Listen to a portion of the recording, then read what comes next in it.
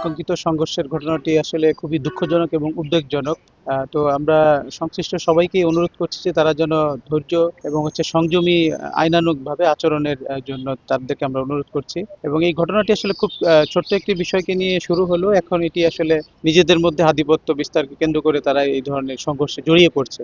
এবং উদ্বেগের বিষয় হচ্ছে যেখানে ছোট ছোট অনেক কিশোর কিশোর এবং তরুণরা রয়েছে, যে কারণে এটিকে আরো বেশি এটিকে সংখ্যা ক্ষুব্ধ করে তুলেছে।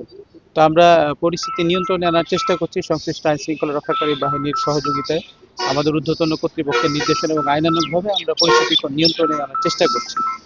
জি, এটি মূলত আসলে আমরা যে সীমানাটাতে ১৪৪ ধারা জারি করেছি, এটি আমাদের সীমানার বাইরে যদিও ঘটেছে, তবে এখানে এই বিভিন্ন গ্রামের মানুষজন, দুটি উপজেলার বিভিন্ন গ্রামের মানুষজন এখানে জড়ো হয়েছে। এটি আর এখন দুইটি নির্দিষ্ট গ্রামের মধ্যে আসলে সীমাবদ্ধ নেই। তো আমরা চেষ্টা করছি যে পরিস্থিতিটাকে আরো সুন্দরভাবে এটা নিয়ন্ত্রণ করার জন্য। জি, এখানে আসলে সহস্রাধিক মানুষজন এখানে জড়ো হয়েছে।